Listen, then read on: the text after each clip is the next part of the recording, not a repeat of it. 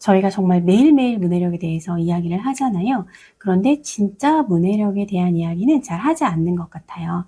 아이들이 책을 읽거나 글을 읽으면 제대로 읽었는지, 잘 읽었는지에 대해서 많이 궁금해하시고 질문하시고 또 확인을 하려고 하시잖아요. 아이들이 그래서 잘 읽은 것 같다는 게 증명이 되면 또 안심이 되시죠. 여기까지 물론 이제 중요한 건데 이건 아주 기초적인 기능적 문해력이고요. 그 이상을 넘어서는 것들이 많이 있어요. 근데 제가 오늘 말씀드리려고 하는 거는 지금 우리 아이들이 살고 있는 환경과 관련한 문해력을 세 가지를 말씀드리고 싶습니다. 우선 첫 번째는요, 미디어 문해력이에요. 아이들이 궁금한 거를 어디서 찾냐고 제가 질문을 하면은 보통은 이제 네이버나 구글 같은 거를 이야기해요. 유튜브 같은 경우는 직접 찾아본다기보다는 아이들이 이제 관심 있는 걸 보다 보니까 알고리즘에 의해서 그 아이에게 필요한 것들을 계속 가져다 주잖아요. 이런 것들이 이제 무분별하게 지금 계속 접하고 있는 상황이거든요. 아이들에게 유튜브에서 본 영상 중에 어떤 내용이 좀 신빙성이 있는 거고 맞는 정보일까라고 물어보니까요. 아이들이 조회수가 많이 나온 거라고 이야기를 하더라고요. 조회수하고 그 영상 내용의 신빙성이 비례하지 않아요. 근데 아이들이 이걸 너무 철석같이 믿고 있는 걸 보고 제가 이거는 빨간불이다 라고 생각을 했었습니다. 네이버나 구글에서 검색하는 것도 물론 좋은 자료도 많이 나오지만 그렇지 않은 것도 많이 있거든요. 그래서 이 미디어 문해력을 키워주는 좋은 방법 중에 한 가지는 아이들이 찾은 정보를 그대로 믿지 않고요. 이걸 결국에는 책에서 찾아보는 거예요. 궁금한 것들을 찾아봤거나 또는 유튜브를 통해서 접했다면 그 소재, 예를 들면 뭐 아이가 곤충에 대해서 관심이 많아요. 곤충에 대한 것들을 계속 여기저기 막 이런 글과 영상들을 볼 거잖아요. 이 곤충에 대한 거를 한껏 보고 난 다음에는 관련된 책을 찾아보는 거예요. 그러면은 아이들이 영상에서 봤던 거, 검색을 통해서 봤던 것과 비교 대조를 자연스럽게 해볼 수가 있어요. 그래서 결국에는 이 비판적 문해력인 건데 이걸 갖는 것도 결국에 우리가 종이책을 읽는 거예요. 왜냐하면 아직까지는 종이책이 그런 다른 것들보다는 더 한번 검증이 되고 확인이 된 것들이기 때문에 그렇습니다. 내가 이제 검색이나 영상을 통해서 알게 된 정보를 책을 통해서 다시 한번 살펴보기. 그 대신 책을 볼 때는 한 권만 보지 않고 두 권이나 세 권 정도 보기. 그래야 책들도 여러 가지 살펴보면서 비교하는 힘이 생기거든요. 이건 제가 지식책 수업을 할 때에도 일부러 아이들에게 비슷한 주제의 책을 두 권, 세 권, 비슷한 내용이 나오는 페이지를 이렇게 견주어서 보여주면서 이야기를 나누기도 해요. 책마다 조금씩 설명이 달라요. 그럼 이제 그때 아이들이 되게 궁금해하고 막 찾아보려고 해요. 다른 책은 없어요? 이렇게 질문하는 경우도 있거든요. 그래서 미디어 문해력을 키워주기 위해서는 결국에는 최종적으로는 책에 가야 한다. 이걸 하나 기억해 주시면 좋겠습니다. 자, 두 번째는요, 질문하는 문해력입니다. 아이들에게 책을 읽고 나서 내용을 잘 흡수했는지만 묻는다는 건 우리가 아이들로 하여금 책은 그 안의 내용을 내가 다 가져가야 되고 무조건 이해를 해야 되고 수용을 해야 된다라고 가르치는 건데 책은 그런 목적으로 존재하지는 않거든요. 1차적으로는 그렇지만 2차적으로는 뭐냐면 결국 그 책을 통해서 우리 아이들이 자기만의 생각을 만들어가는 거고 자기만의 질문을 만들어가는 거예요. 그래서 앞으로는 책을 읽은 아이에게 제대로 읽었어가 아니라 어떤 질문이 생겼어? 라고 질문을 좀 해봐 주시면 좋겠습니다. 사실 아이들하고 책 이야기 나누다 보면요. 제가 이렇게 질문하지 않아도 수많은 질문거리들을 아이들이 이야기를 해요. 선생님, 이 책에서는 왜 어른들이 할아버지가 돌아가셨는데 왜 슬퍼하지 않아요? 부터 시작을 해서 정말 그냥 자연스럽게 질문들이 나오거든요. 그런데 이걸 저희가 다 스쳐 지나가고 잘 읽었는지에만 집중하면 우리 아이들의 더 고차원적인 문해력을 키워주지 못하는 거죠. 그리고 이런 질문을 하는 과정에서 질문에 대해서 또 대화를 나누는 과정에서 책을 다시 또 훑어보게 되는 효과도 있습니다. 그리고 질문하는 힘이 또 필요한 또 한 가지 이유는 뭐냐면 AI 시대를 우리가 지금 살아가고 있기 때문에 그렇습니다. 저도 요즘 활용을 많이 하는데요. 5, 6학년 정도 넘어가면 아이들이 AI를 활용해서 학습하는 법도 좀 배워야 된다라고 저는 생각해요. 아까 말씀드린 미디어도 그렇고 이런 AI도 그렇고 지금은 피할 수 있지도 않고 피해서도 안 된다고 저는 생각합니다. 잘 활용하는 능력을 가르쳐 주어야 하는데 제가 한번 아이들에게 물어봤어요. AI를 활용해서 수학 공부를 좀 하려고 하면은 어떻게 하면 좋을까? 어떤 질문을 하면 좋을까? 수학 문제집을 딱 펼쳤는데 모르는 게 있어.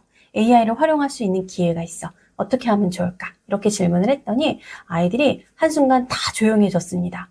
해본 적이 없으니까 모르는 거예요. 그냥 한 친구만 그냥 답 물어보면 되죠? 이렇게 이야기를 했습니다. 그런데 AI를 활용해서 답만 물어보고 쓰면 그거는 학습을 한 게 아니라 답안지를 본 것과 다르지 않죠. 그래서 그렇게 하지 않아야 된다는 것도 꼭 알려주시면서 활용법을 알려주시면 좋겠는데요. 아이들에게 수학 문제를 AI에게 알려주고 내가 이 문제를 풀어봤고 풀이 과정도 틀린 것 같지 않은데 답이 틀렸어. 어떤 부분이 틀렸는지 좀 알려줘 하고 아이가 풀이한 것을 사진 찍어서 전송해서 그것에 대해서 질문을 할 수도 있고요. 이거는 도무지 내가 어떻게 푸는지 모르겠어. 이 문제의 풀이 과정을 몇 학년 수준으로 좀 천천히 알려줘봐. 이렇게 질문을 하면 또 역시 AI가 대답을 할 거예요. 제가 지금 되게 간단하게 말씀드렸잖아요. 그런데 이 질문도 아이들이 어떻게 해야 될지 잘 떠올리지 못하더라고요. 그리고 더 중요한 것은 이 AI가 한 번 질문으로 끝나는 게 아니고요. 답변하는 걸 보고 계속 이어가야 돼요. 그러면 그 답변 내용에 따라서 또다시 새로운 질문을 생성하고 디테일하게 질문을 해야 되는데 역시 이때도 질문하는 힘, 질문력이 필요합니다. 이게 사실 아이들이 저희 세대와 사실은 크게 다르지 않게 계속 흡수하는 공부만 지금 하고 있기 때문에 되게 낯설게 느껴질 텐데 저는 장기적으로 중고등학생까지도 살펴본다면 이걸 아이들 5학년 넘어서부터는 꼭 알려주셔야 된다라고 생각을 합니다. 오늘부터 아이들하고 같이 AI로 어떻게 질문하고 어떻게 원하는 답을 얻어낼 수 있을지를 한번 연습을 해보시면 좋겠습니다. 그리고 세 번째는 태도적 문해력입니다. 이건 제가 요즘 여러 가지 미디어의 댓글을 보면서 느끼는 것 중에 하나인데요. 사실 저희가 지금 엄청 좋은 시대에 살고 있거든요. 온갖 전문가들이 유튜브에 등장해서 자신의 지식을 가감없이 다 이야기를 해줘요. 예전 같으면 저희가 이렇게 지식에 접근하기가 결코 쉽지가 않았거든요.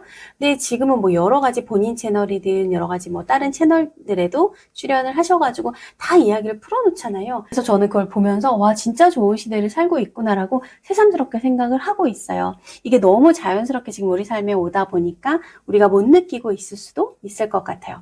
그런데 그 다음에 이제 느끼는 게 뭐냐면 그런 것들의 댓글들을 보면서 또 한 가지 제가 느끼는 게 아무리 좋은 영상을 봐도 아무리 좋은 강의를 유튜브를 통해서 봐도 어느 한 부분이 마음에 들지 않으면 그것만 갖고 꼬리를 잡고 물고 늘어지거나 그냥 다짜고짜 악플을 달거나 아니면 그냥 뭔가 좀 마음에 긁힌 부분이 그 영상에 하나라도 있으면 그 영상 내용을 전체를 다 오독해버리는 경우를 댓글에서 정말 많이 봅니다. 그래서 이렇게 우리가 공부하기 쉬운 시대에 살면서도 사람들마다 배우는 건 다 다르겠구나 라는 걸 많이 느끼고 있는데 그 다른 기준이 한 가지가 뭐냐면 바로 태도라는 거예요. 여러 가지 우리가 글과 또 영상도 글의 다른 형태잖아요. 이런 것들을 접할 때 무조건 겸손하게 다 받아들이라는 것이 아니라 내 감정을 일단은 배제하고 1차적으로 무슨 이야기를 하는지 어떤 글인지를 객관적으로 볼 줄 알아야 되거든요. 글 독해할 때도 이게 원래 첫 번째예요. 감정 배제하고 객관적으로 독해를 해야 그 다음에 이제 깊은 독해까지 나아갈 수 있는데 감정이 개입이 돼버리면 제대로 독해할 수가 없고요.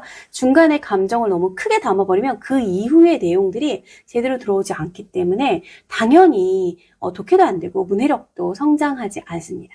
그런데 우리 아이들도 마찬가지입니다. 글 읽기 자료를 주었을 때 글을 읽기 싫어하는 친구들 또는 읽기 좋아하더라도 내 관심사랑 조금이라도 맞지 않는다면 무조건 안 읽어버리는 친구들이 있어요. 훑어보거나 대충 읽고 다 읽었다고 하는 경우가 있어요.